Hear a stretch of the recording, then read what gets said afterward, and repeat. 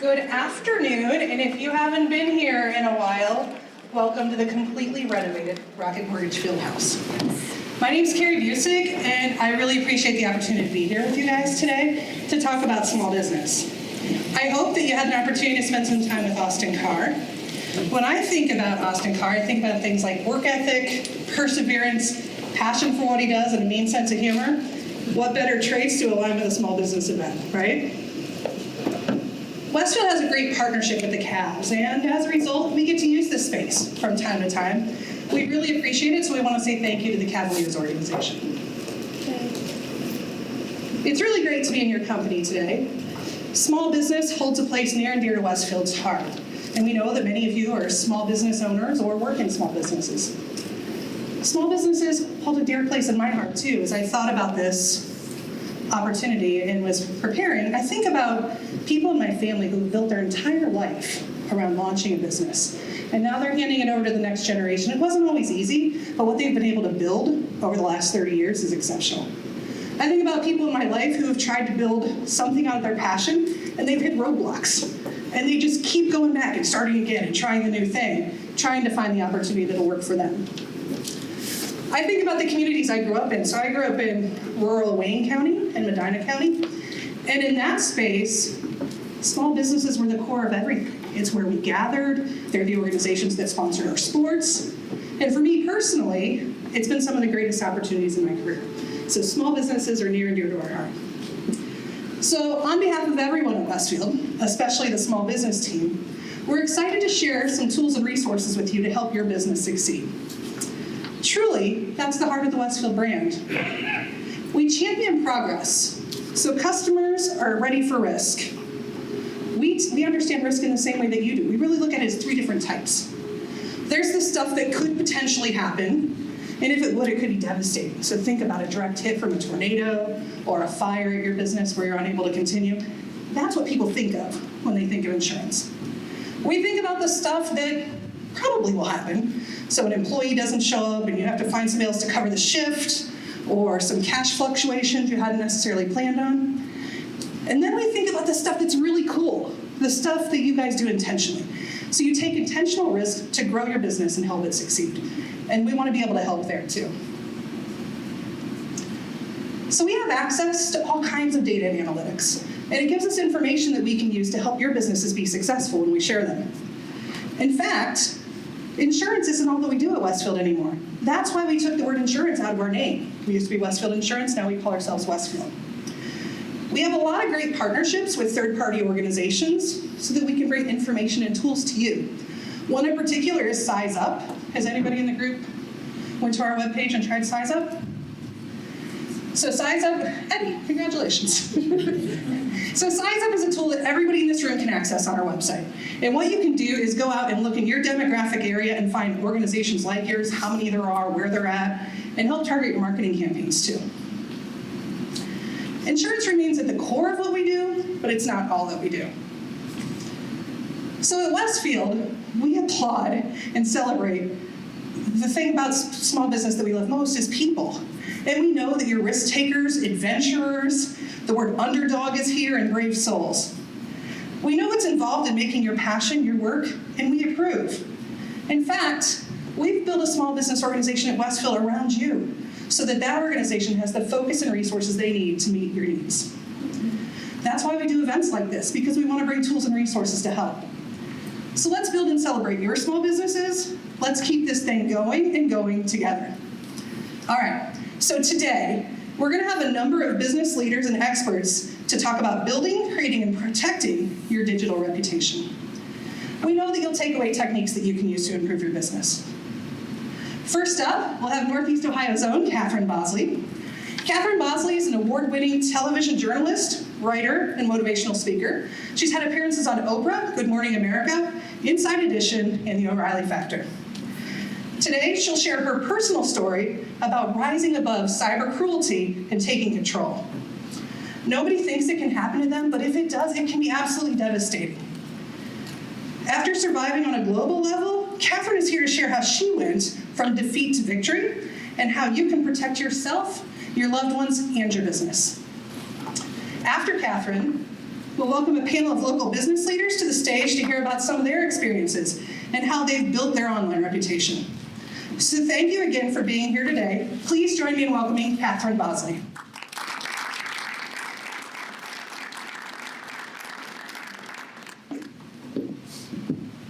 So you guys ever have that feeling about something, and you know you're right? Ladies, right? You've got that instinct. I had a feeling when I was invited to be up here today that I would have a house full of rock stars. And you know what? I'm right. Kind, caring, compassionate rock stars. And I'm here then to share a little insider information on how to stay on that trajectory of leadership and success and be empowered in this day of digital everything, where no longer is it just about image is everything. Oh, now it's also, and maybe even more so, about cyber image is everything. And that's a pretty daunting thought when we all know how easily our cyber image can be manipulated in a split second. We're all vulnerable. So sure, we're going to get kind of real here this afternoon. But we're going to have some fun along the way, for Pete's sake. It's Monday, right? And it's that Monday after we lost that hour of sleep.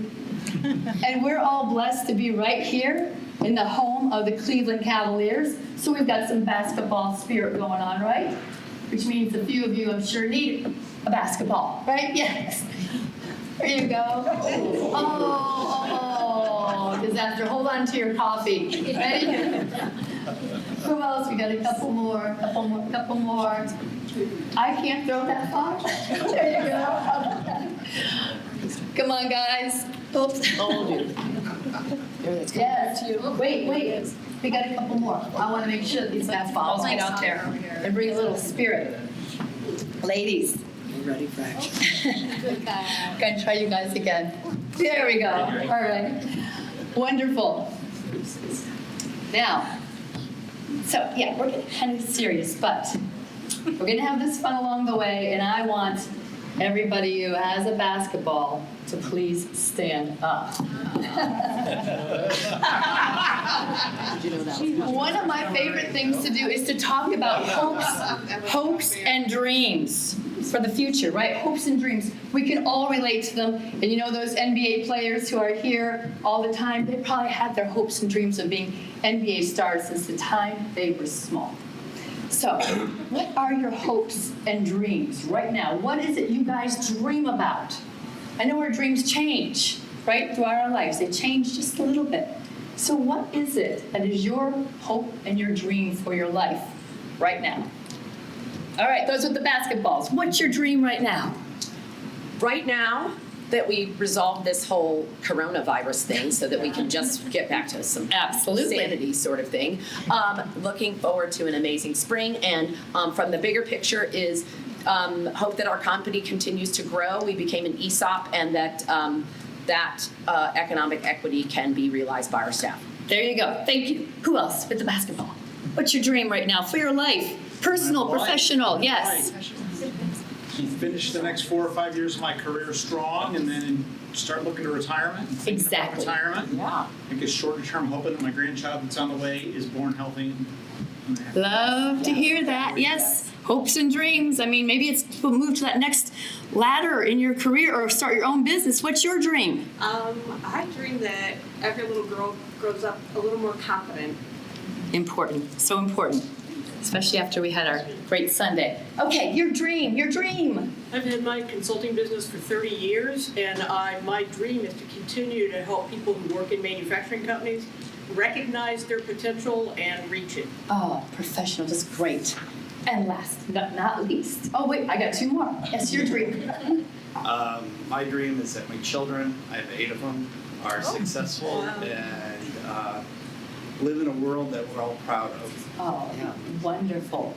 A key thought right there. And this, now finally last, but certainly not least, your dream. My dream is to get my kids through high school with opportunity. Right, and without too much interruption, right? Hopes and dreams, they are precious. And again, they change throughout your life. My dream from the time I was 12 years old was this, to work in TV news. I was 12 years old. I was fascinated by it.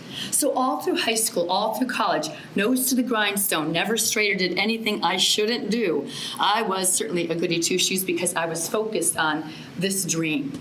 Spent all of my free time going to work at television stations and radio stations, even paying them to let me work there just to learn. I was committed, and I know a lot of you understand that commitment. And it paid off. It only took a couple months maybe after I graduated from college to land that first job in TV news. Oh my gosh, I was so excited. This dream since I was a kid, it's starting to come true. And then I get to work and I learn real quickly, oh boy, this is tough. This is tough. When you start in TV news, you move from city to city, leaving behind family and friends again and again. You work nights, holidays, weekends, crazy schedules. Again, holidays. So everybody else is celebrating Christmas. You're running around on the streets, knocking on the doors, covering the latest murder in town. You work out in the snow and the sleet and the rain and the blistering heat. News never stops. And I can't tell you how many times I had to hide behind police car doors because I'm covering a story with the bad guys.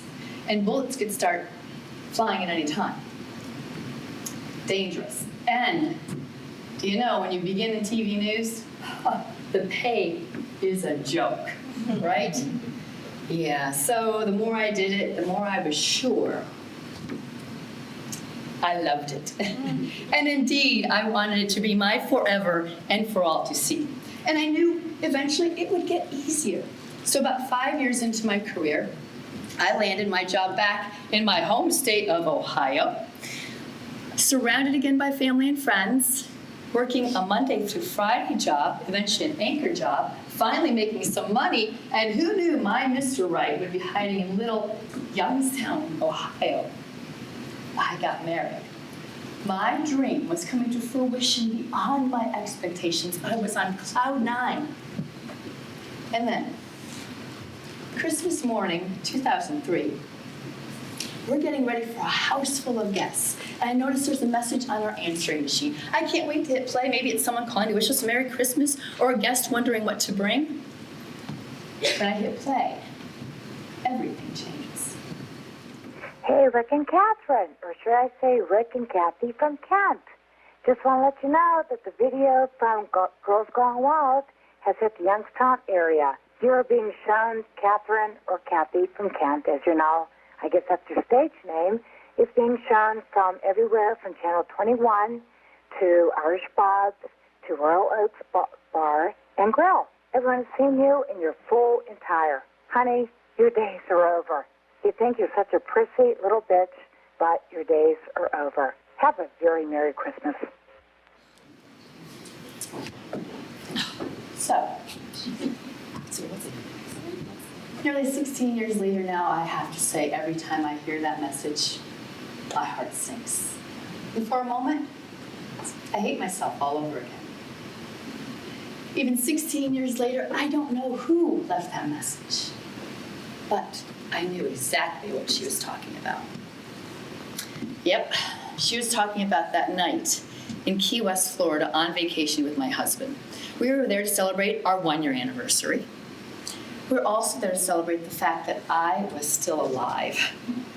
Earlier that year, I'd suffered a life-threatening lung illness. I went from running a marathon to a hospital bed, unable to speak a full sentence without breathing treatments, to lung surgery in just a matter of a few weeks. Kind of made the open heart surgery I had for a surprise heart defect a couple years before that seemed not that bad. And it didn't help that when I asked my lung specialist, am I going to live? All he could say was, 1 day at a time, dear. Those were some long days of not knowing if I was going to live, about 3 months worth, before it was finally determined this experimental, monstrous drug therapy I was on, my only hope, it was working. I was going to live, so heck yeah. We packed our bags and head down south to some badly needed healing sunshine. So we're there in Key West, Florida during spring break, walking down Duval Street one night. Anybody ever been to Key West during spring break? It's crazy. And I look around and I think, this is life. And I think, and I've got a second chance at it. I turn to my husband and I say, I'm going to go live it to the fullest. I'm going to go do things I would have never done before. Yes. And remember, I'm still on a whole bunch of medication, including one drug that's known to induce compulsive behavior. Not a good combination for Key West. You walk into this bar and learn they're going to have a wet t-shirt contest. Come on, I'm in my 30s. I'd never even seen one of those, and I would have scoffed at something like that before. My husband never saw one either. At least that's what he says. And now there's this man on the stage soliciting women to take part. And I'm thinking, I'm going to do things I would have never done before. Oh, this is on the list. I'll do it. What was I thinking? I did it. And I can't tell you how horrible I felt during that walk back to the hotel room. In tears, so disappointed in myself that I could let myself get so carried away, so caught up in the moment. My husband felt bad too, so we made a pact. We will leave it in Key West, never do anything like that again, and learn from it. Now back then, we had the not-so-smart phones where, well, certainly you could take pictures, but no one knew what to do with those pictures on the cell phone. Some of you remember those days, right? There was no social media. There was, however, the foundation of it all, which is what? The internet. The internet. And little did I know, there were a couple of people there from a couple of major websites documenting the whole thing. Yeah. And so what that woman on that phone call was telling me now was that these disgraceful pictures of me, video of me, that could ruin me, they're out there now forever and for all to see. That choice I made that night in Key West, it cost me my dream job. We talk about dreams, my dream job. I was fired. It cost me some friends, and it cost me any sense of self-respect. And these pictures and this video, they're going from website to website to website, going today what we call, viral. Comments pouring in by the hundreds every day. Strangers saying, you're stupid, you're ugly, and you have no reason to live. And I started to believe them. And before I know it, we are getting inundated with requests from media around the world wanting to interview me, my own people, with that question, what were you thinking? And there I find myself on the set of Good Morning America across from my idol, Diane Sawyer, trying to answer that question, sharing my shame with her and the rest of the world, and trying to apologize for a lapse in judgment. I'm getting calls from The Oprah Show, from Inside Edition, from The O'Reilly Factor. It goes on and on. I was even the topic of David Letterman's top 10 list. Top 10 good things about having a stripper as an anchor. It's about me. It wouldn't stop. The phone wouldn't stop ringing. Even at our own home, there's no place to hide. People would drive by, honking their horns, yelling terrible things out their car windows. In this sense, I was being bullied. And online, I was being what? Cyberbullied. And like so many who endure that today, I wanted to die. And I had a plan on how to make that happen. Luckily, faith, family, and friends to the rescue to rise me up, not just to survive, but to find an inner strength to fight back. 3 federal lawsuits later, that's a whole other speech. I got control of my life back again. I got copyright ownership to all of those images from QS, giving me legal means then to stop the dissemination and get as much of it off the internet as I could. But we all know, to some degree, no matter how many times you hit delete, once it's out there forever and for all to see. Which in my case means that my lawyers can't quite get to some deep dark sides of the web or some websites, obscure websites overseas. Something I have to come to terms with. But as I was fighting my way back, Channel 19 said, hey, we see something in you, you've got some resolve, and I got back to work. They gave me my chance to reclaim my career. And as I was fighting my way back, getting back up onto the anchor set, all I wanted to do was to separate myself from what I call my naked nightmare, pretend it never happened. And then it occurred to me, this thing is part of me now. It occurred to me how much I learned from it. And it occurred to me how much I don't want something like what happened to me to happen to you, or you, or you, or you, or you, or any of you fine people, or any of the people you care about, or any of your businesses. And you might be thinking, well, she's talking about some kind of crazy naked nightmare from Key West. Not going to happen to me, right? And I sure hope not, and I would imagine not. But you guys, you know, it can be something as simple as having a meltdown on your kids in the grocery store. What does that look like? Being rude to a store clerk. What do you look like when that road rage just gets the best of you? It could be something as simple as having a fight with the flight attendant.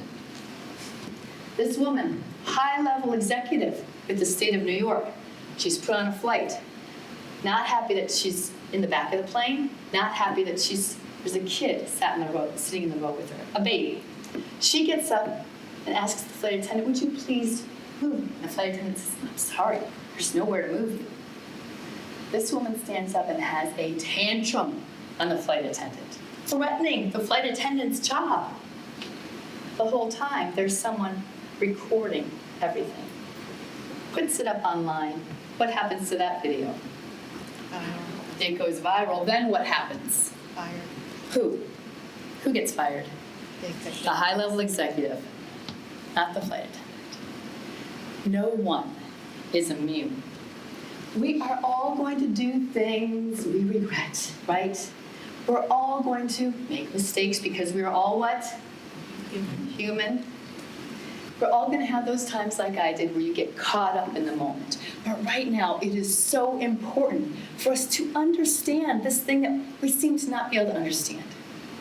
That there is such little room today for that. What was I thinking? Moment. It's hard not to laugh at some of these, I know. Before pictures like this could become attached to you or someone you love or somehow your business. One mouse click away forever and for all to see. Oh, frightening thought, kind of, isn't it? But here's the good news. We all have something inside of us to help protect us from something like that. What is that one thing we all have? God-given. Let me hear it. Instinct. Instinct, okay. What else? Conscience. Conscience. What else? Resilience. Resilience, sure. Anything else? It all comes down to that little voice in our head, that's simple, that tells us when we shouldn't be doing something. That voice that tells us don't cross the road, that car is coming too fast. That voice that tells us don't jump into that water, you know you're not a good swimmer, you don't know how deep that water is. It is literally a life-saving voice. And there are some times when we don't quite hear that voice. Maybe we start to hear it when we get a little bit older. Some folks kind of never hear it. But that's because you're turning that volume down. Because you really want that one more drink. You really want to pull that prank on somebody. You really want to let your frustration be known to that person who's supposed to be giving you good customer service and they're not, right? If you leave that little voice where it is and you just walk away from that moment, I promise you, you will never regret that. Okay, I break this down now into what I call my top 5 digital dangers. The first one is this myth that there's privacy, that we have any privacy. Yes, it is our right. Doesn't mean we have it, especially when it comes to digital or anything online. So it drives me crazy when I come across a risque post or picture on someone's social media and I bring it to their attention and they say, oh, don't worry about it. I got my little, circle of friends. I got my security settings set. Only my circle of friends can see it. Okay? Well, this is Ashley. Ashley was having a great time, as you can see. She was partying overseas in this beautiful European vacation. And she decided that she wanted to show her friends and her private Facebook page how much fun she's having. So she posted this picture along with some profanity, apparently. It's in that picture. Guess what her profession is? Anybody? Teacher. Teacher, exactly. She gets back home, she gets to work, she gets called to the principal's office. You're fired. What? It was just my private Facebook page. No one else was supposed to see it. You're fired. She even went to court about it. And the court decided with the school district, they can't have her there because she did 3 things. She violated their warning against unacceptable online activities. She also, with this picture, is promoting alcohol use against her contract. And the page contained profanity. She has no chance. How is she going to get another job? Her dream was to be a teacher.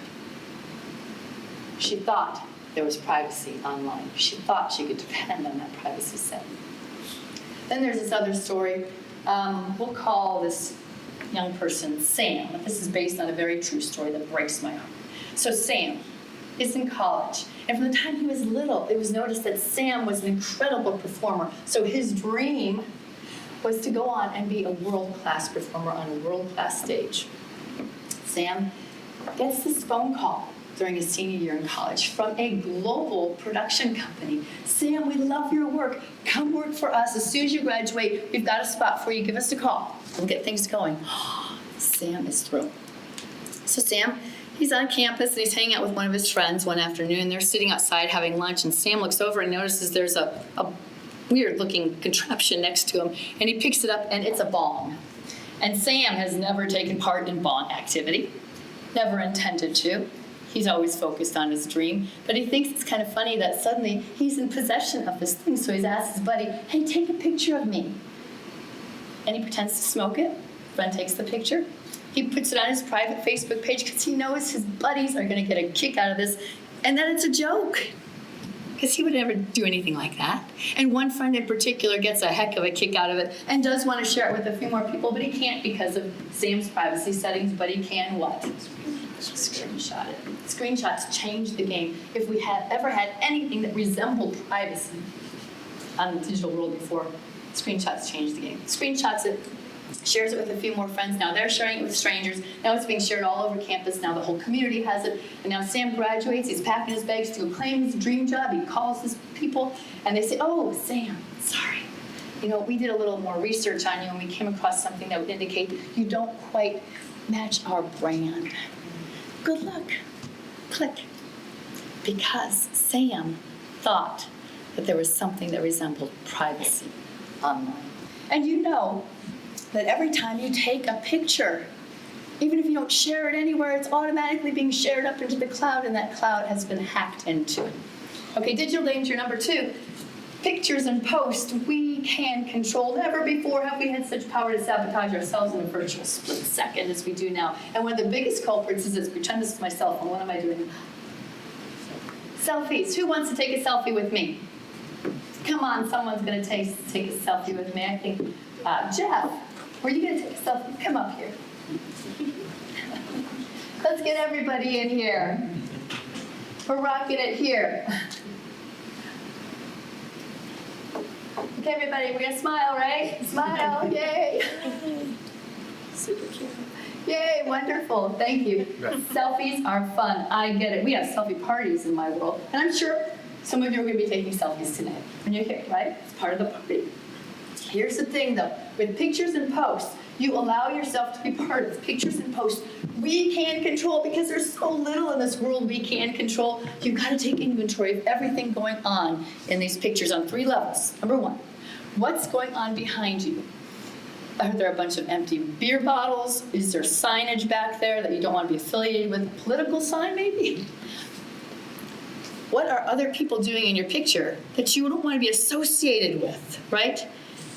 You know, there's that guilty by association thing. So, Jeff, anybody doing anything in the back of that picture that makes us uncomfortable? Any finger gestures or anything? Are we good? Probably good. Yeah, we're good. We're good, okay. Doggone, I thought we were going to have some excitement. All right, and of course, number 3, what are you doing in that selfie that could be misinterpreted down the road, like Sam, right, and his bong? Pictures are worth what? 1,000 words. Let's take a look at a few. And a few of these, I've ironically obscured their faces for their privacy. This first one. What are some of the words that come to mind when you see this picture? Blurt out. Words. Cheers. Cheers. Drinking. He goes to town, and then when he puts this caption, first one's almost gone, can't wait for the next one. What are some of the words that come to mind? That thing's gonna go down fast, right? Is he driving? No, he is at a bar on vacation. And when you put something like this up, he's doing what so many of us do when we go on vacation, adults. Belly up and have that first celebratory drink. Fine. But when you're going to take a picture of it and you're going to put it out there and you're going to make it very clear that this is the beginning of what's going to be probably a long night. Now you're putting yourself in a danger area where it could be misinterpreted down the road by maybe a future employer. Maybe if he gets pulled over for DUI down the road, if he gets in trouble for anything, if he's in a bitter custody battle, I guarantee you, the people on the other side, they're going to go through your social media and they're going to find pictures like this. Pictures involving alcohol are so dangerous. And so many of us like to do it. I can see why. That alcohol, it's pretty photogenic, isn't it? You got the pretty martini glasses and the great wine glasses and those cool beer mugs. They are fun to take pictures with. I get it. But you got to think about what it can do to you and how it can be used against you down the road in ways you never imagined. And as business owners, that's especially important to keep in mind, right? So, how about this picture? This young lady, she just graduated from college. What are some of the words? Successful, educated, anything? She's on her way. Good things, right? They see her good things with this picture. She played volleyball. What words? Athlete, right? Team player, maybe committed.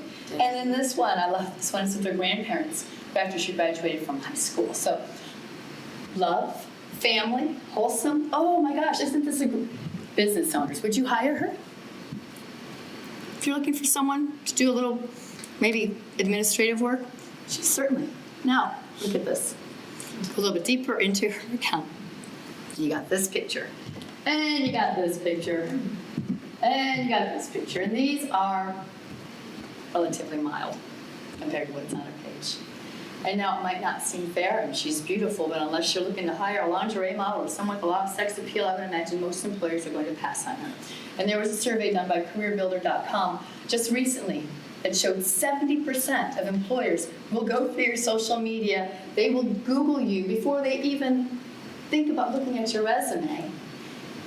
And I think it was 54% said they will pass on someone with pictures like this. It's understandable, isn't it?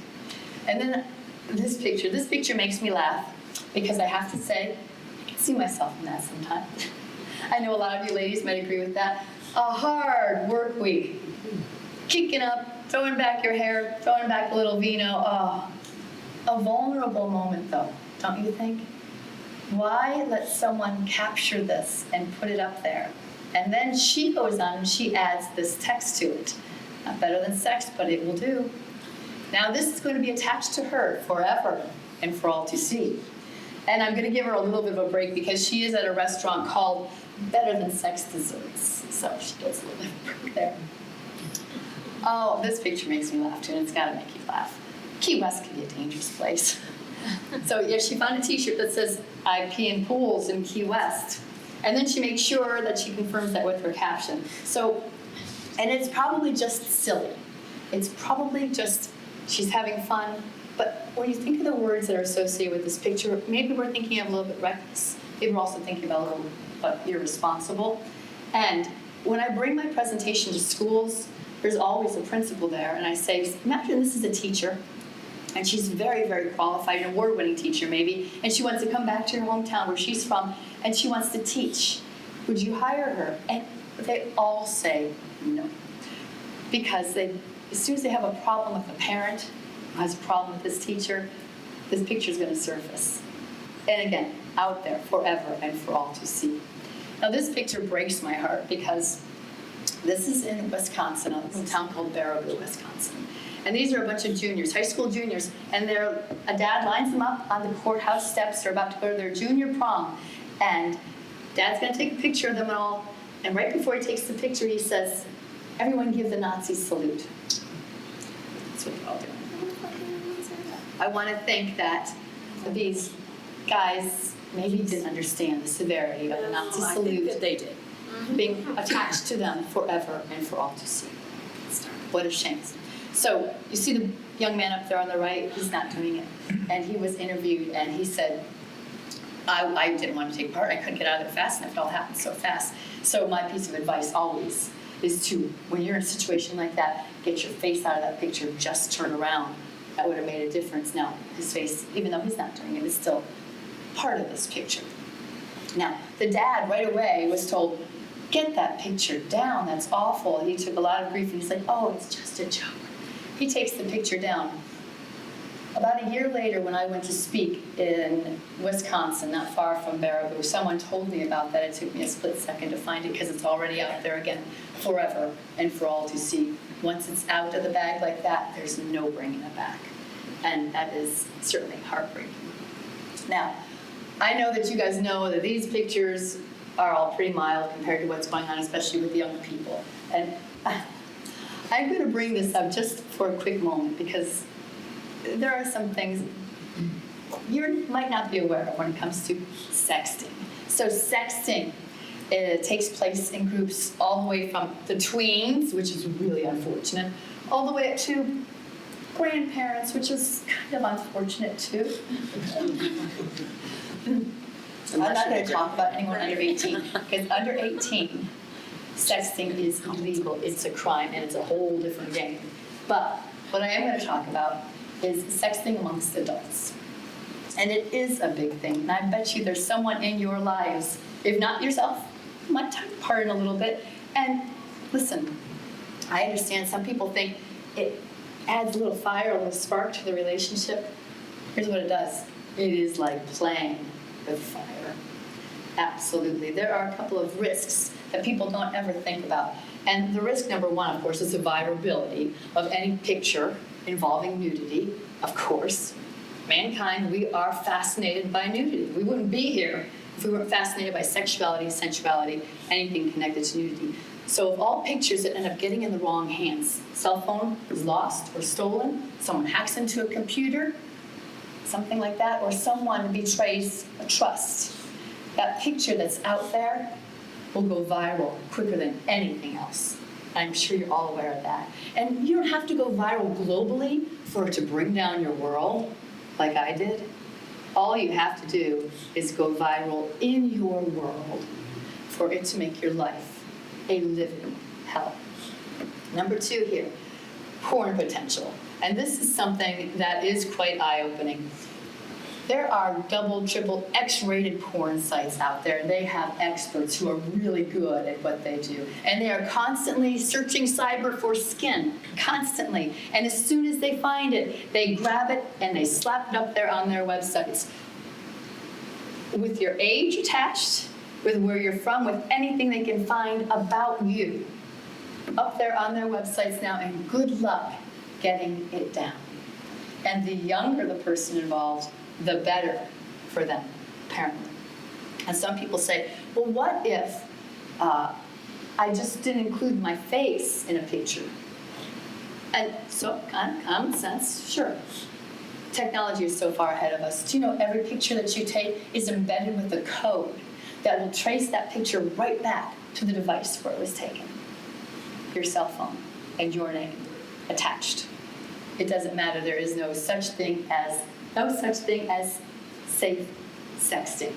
And I'm sure I don't need to tell you guys that, but you might want to pass that along to some other people. And can you imagine what it could do to someone's business? If that picture that you just trusted with your spouse and you're just having fun ended up in the wrong hands. Such dangerous, dangerous practice. All right, this woman knows about it. She was a teacher in upstate New York. We keep going back to teachers. They're, of course, held to a little bit of a higher level, aren't they? Pretty much anyone who's in business taking care of other people, people in the medical world, people who are politicians, their responsibility is to take care of others, are definitely held to a different level.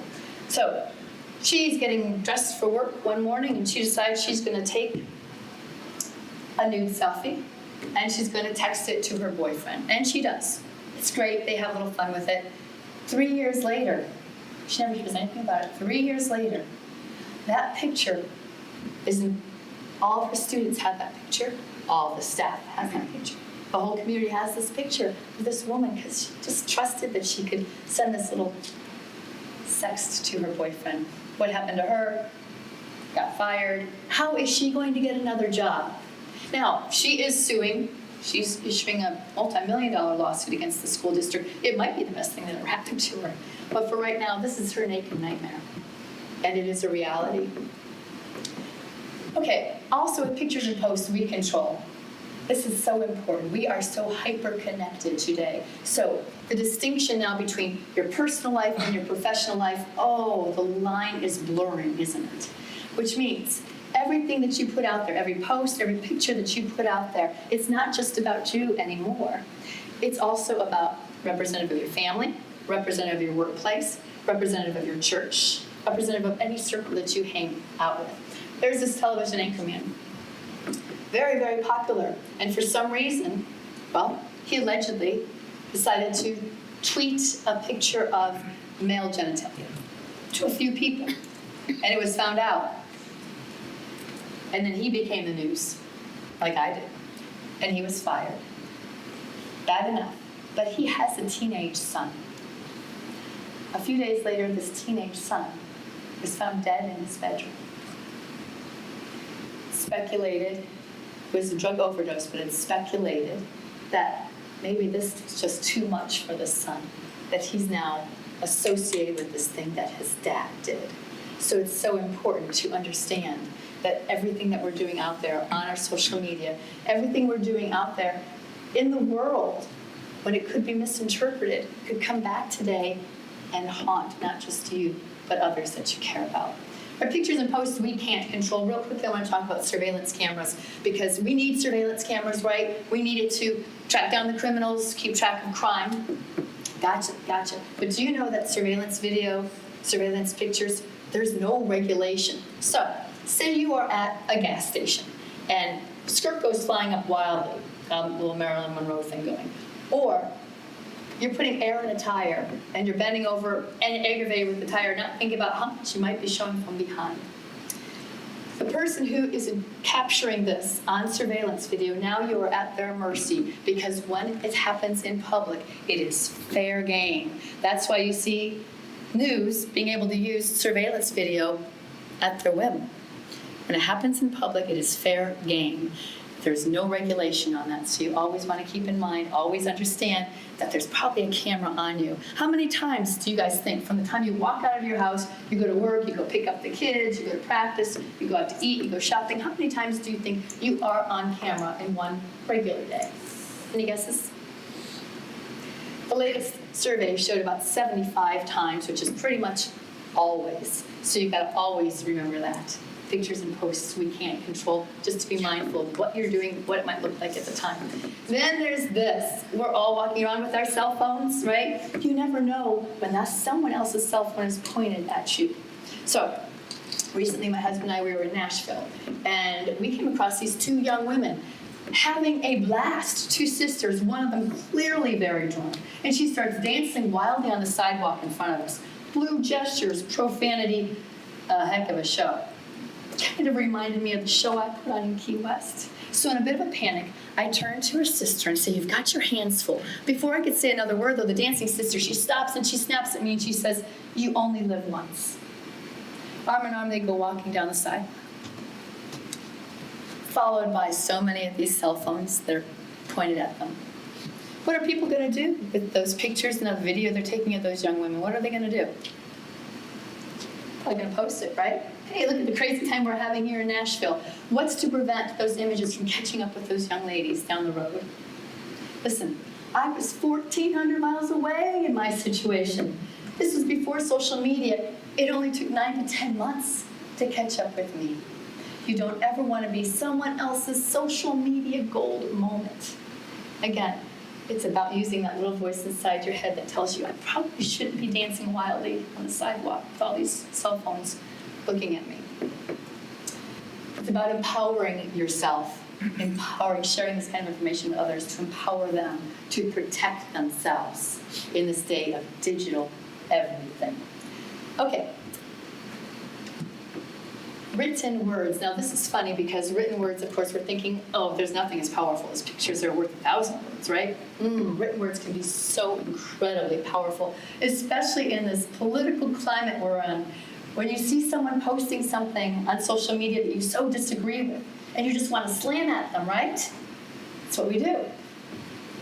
We're human. We want to speak our mind. And if they're speaking their mind online, I'm going to speak my mind too. And it's so tempting to do that. And usually when we're putting something out there in words, it's because we're really emotional about something, really excited about something sometimes, but often we're really angry about something and we want to make a point. So, when was it the Cavaliers went on to the championship? Was that 2 years ago? 16. Oh, and wasn't that wonderful? Oh, so much fun. You can still feel the spirit. So, for television news in Cleveland, it was a chance for us to shine, show the world what we could do here in Cleveland news. That day of the big parade downtown, all eyes were on Cleveland. This could be Emmy Award-winning potential for all of us in Cleveland TV news. For reporters, for anchors, for producers, it goes all the way down the line. We are so excited to make a perfect show ourselves. Well, for one producer, his show fell apart. I mean, reporters weren't where they're supposed to be. Technical problems left and right. It was awful. By the end of the day, he was so mad. Just words. And I obscured anything that would reveal his identity. Just words he posts on Facebook. What was supposed to be the most amazing day of my life and career turned into the worst. I will never forgive those responsible. #revenge. Someone says, oh, I'm so sorry. And then he goes on. This mindset saying, no, you're not. You have your perfect little life. Just words. I thought maybe it was that JR took his shirt off at the... Well, that would be something too. So what do you think happened to this guy? He got fired. He still has not found another job because this is now attached to him forever and for all to see. Just words. You just never know what those words could mean to someone else. Now, this next case. Oh, my microphone. Oh, good, because obviously my voice is struggling. In fact, I had no voice yesterday. You good? Oh, wow, that's so much better. There is this case that was infamous years ago when Twitter first came out. This woman, her name was Justine Seiko, and she is an up-and-rising public relations star. Everything is going wonderful. She's out there going after her dream, and she's so excited, and she's going to take a trip to Africa. And she has a layover in London. So she's sitting there and she's thinking, oh, I'm going to say this on Twitter. People are going to get a kick out of it. This is what she posts. Anybody familiar with that? Oh, dear. Just words, right? So, she continues on to Africa. When she gets there, she turns on her cell phone, and her Twitter account is blown up. People are at that airport wanting to hurt her. She's fired, and she has to go into hiding. And I remember being on the set, reading the story as an anchor, thinking the same thing people thought about me. What were you thinking? When she finally is interviewed, she says, I'm from Africa. What I'm doing is mocking. It's facetious. I'm mocking anyone who would believe something so ridiculous. I can't believe someone would think that I would actually believe this. It's too late. It's already out there. Just recently, she's been able to get another job, much more low-profile job. But this is connected to Justine Seiko now forever and for all to see. And how heartbreaking is that? And finally, calling out or shaming anybody for anything. Listen, I know it's so easy whenever we see someone doing something we don't agree with or we don't like, I'll take a picture of it, I'll post it, I'll say something about it on my social media. Oh, unless it's someone hurting someone or someone committing a crime, when you're doing that, when you're calling out or shaming anyone for anything, Guys, it comes down to bullying, and you might not even realize you're doing that. So there's this man who, he loves his little suburb, a little suburb like one of the beautiful suburbs of Cleveland. But it's small, and it's a really intimate community. He's so proud of it. But they have this fast food restaurant, and it stinks. Every time he goes there, he gets poor service. And the orders are wrong, and he's thinking that this is a bad reflection on his community, and he does not want this anymore. He's complaining to management, and nothing ever changes. And he doesn't like, again, how this looks on his community. So he'll show them. He'll go in, and he'll do a transaction, but he'll record the whole thing on his cell phone. And he does, and he gets poor service, absolutely. The order is wrong, poor service. So then he decides he's going to berate the young woman who's taking care of him, tell her how he feels, and he posts it up online. Maybe that will get someone's attention to make this a better restaurant.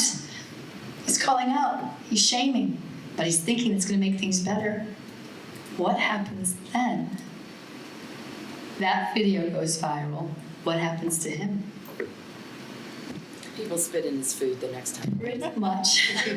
How about he was pretty much ousted from that town? People were so angry with him for doing something like that, and now he's representing their town. So he's shaming and bullying, or he's shaming and calling out because he thinks he's making a difference and he's doing something good. And that's some of the things that even adults we do. And it's certainly the last thing you want to be part of. My last story here, and I believe Eddie is going to help me with this. Come on up here, Eddie. So I'm on my way to work, working the morning show. The morning show starts at 4:30 in the morning, which means I have to be on the road to work by about 2:30 or so. Of course, I'm going to drive through and grab my cup of joe. I'm driving through my local donut shop, 2:30 in the morning, place my order. As I start to pull around to the window, there's no one at the window, no car at the window, but there's a police cruiser in the drive-through lane, just sitting there. I don't have time for this. So I'm using a little voice inside my head, I'm not going to honk at the police officer. And so I think I'll gently drive around. And I'm also using a little voice inside my head saying, you probably shouldn't look at the police officer, because when I'm angry about something, I give a really dirty look. Me? Yeah. Yeah, it's scary, especially when you're close to that face. Yeah. So I don't look at him. So when I get to the window, I say, what's going on here? And the woman says, oh, he placed his order 10 minutes ago. I can't leave the building and I can't see around, so what do you see? I look in my rearview mirror and I see a police officer with his head slumped back and his mouth wide open. I jump out of my car and I run back, and his window is down and his car is running. And all of a sudden I hear this terrible noise. Oh, Eddie, come on, you're better at that. How do you know? There you go. Is that good? That's a little better, yes. Okay, Eddie, thank you very much. Yay for Eddie and his snoring ability. Yes, police officers sound asleep. So I wake him up, and of course he's embarrassed, and he's startled, and he thanks me.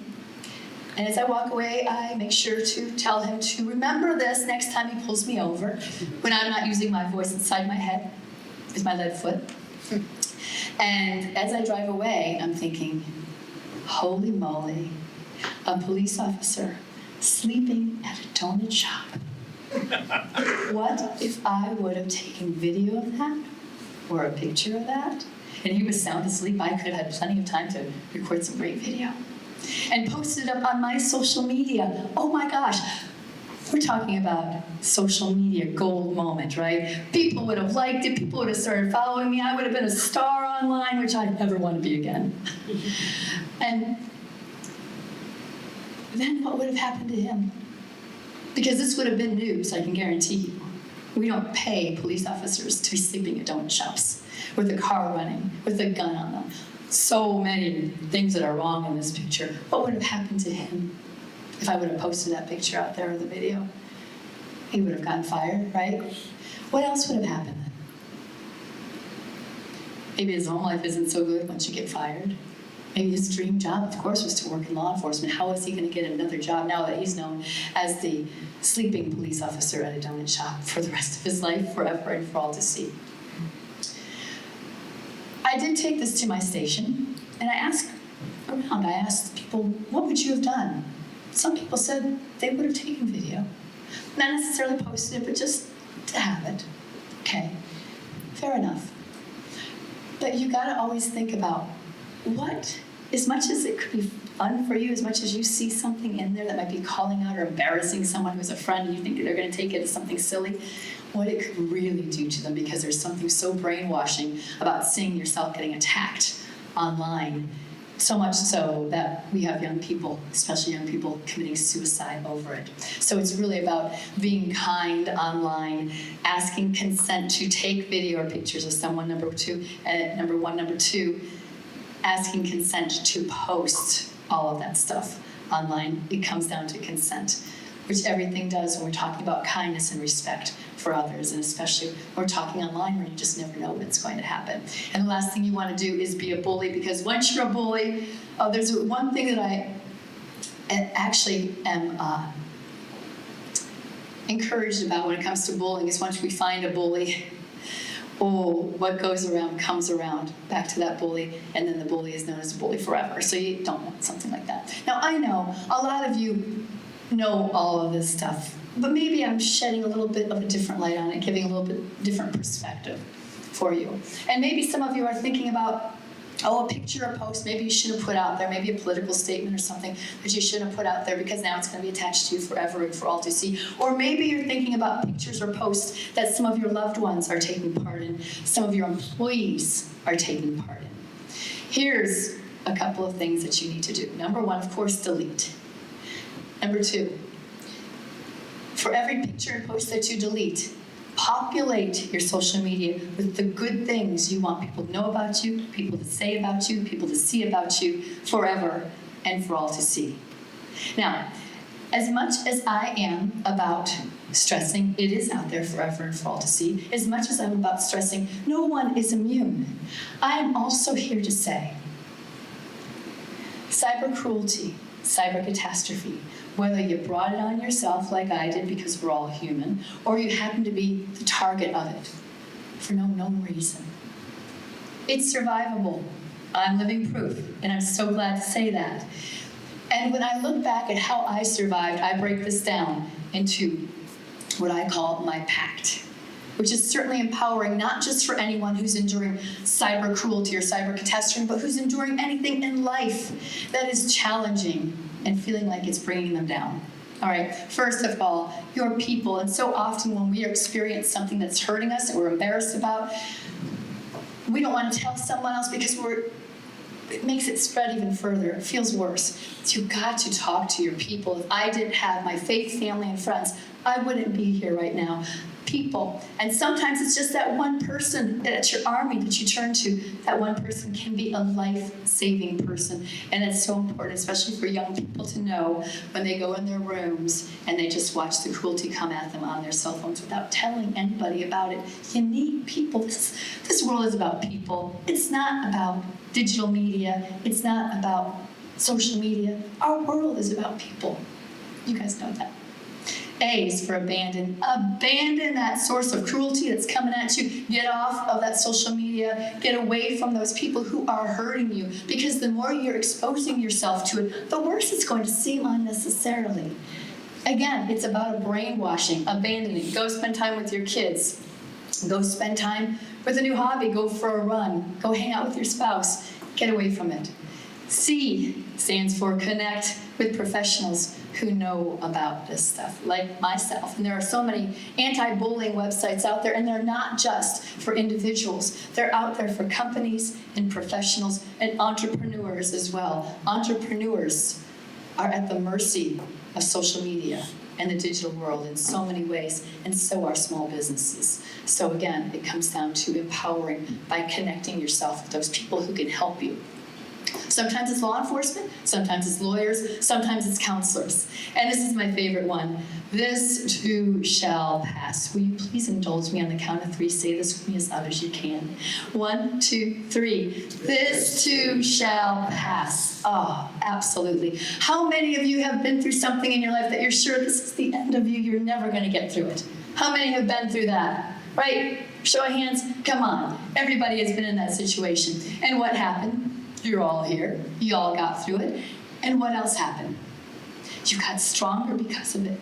You got wiser because of it. And you became more equipped to help someone else who faces similar challenges. This too shall pass. It's so important to remember in all aspects of life. It is my saving grace, that phrase. Hopefully this voice shall pass sometime soon as well. I apologize for this. So, digital danger, you guys, it is real, it's all around us, and it is scary, but just like every other danger we live with today, the more we know about it, the more we're vigilant about it with that little voice inside our head, the more we are to go out there and capture those hopes and dreams and live your life uninterrupted as it should be, the less likely we are to fall victim. So there you go, a little bit of thought when it comes to empowerment. My name is Catherine Bosley. You guys are rock stars. Thank you so much for being a great audience. Can I take any questions? Any questions? You know, one of the questions I seem to always get is, if you could go back and do it again, would you have done the Key West craziness? So I have a question about the Key West craziness. Were you just in a wet t-shirt contest, or did you do a whole show and you keep saying naked? Did you strip it down? 'Cause we've all been in wet t-shirt contests. I'm competitive. All right. It's helpful. It got out of hand, and I wasn't the first to everyone was. So there you go. And I'm usually not a follower, but I was following all the way, and I won. So, yeah, a nightmare for sure. And I have nightmares about that, nightmares about being in public without clothes on.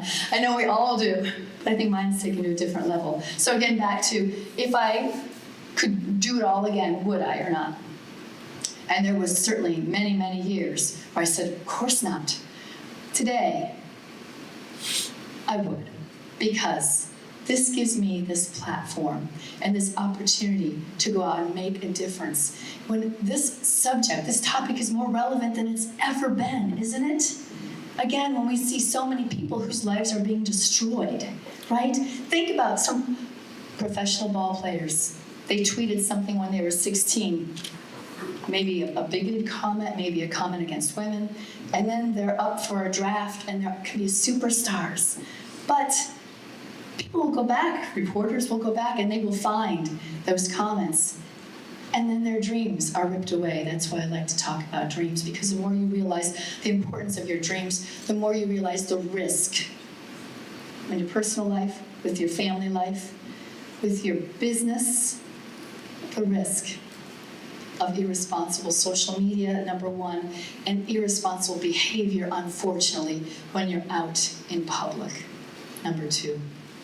So you said every day you're on a surveillance camera 75 times? It's estimated. It was a survey, yeah. It's estimated Really? 75 That's times. not No, good. it's not. Right. So even I even think when I go to a store, how many of us have picked up a piece of clothing we think we're going to buy it, and we're like, nah, and put it up somewhere else. I'm never going to do that. It's going right back where it belongs because I'm being watched. Things to think about. You just never know when people are capturing you doing that one thing you probably shouldn't be doing. That's why I say the little voice inside your head. Anybody else? No? Well, you guys have been a fantastic audience. Thank you. And I've got some flyers to hand out if you're interested in bringing this presentation to your people. I speak everywhere from high schools, junior high schools, colleges. I was out in Denver speaking just last week, which is I think why I'm like this right now. Corporations, conferences, obviously. I modify it depending on the age group. And I would love to be able to come and talk to your group. So my mom up here. Round of applause for my mom. She went through all of this with me. And I do say that the only thing that I wish didn't happen for sure was that all my family suffered so much, and that's something that there's nothing you can do about it. That's my biggest regret. So yes, I'm up. You can find me, of course, on my website. I have a TEDx talk out there and on all social media, and I would be glad to correspond. So again, thank you and have a great day.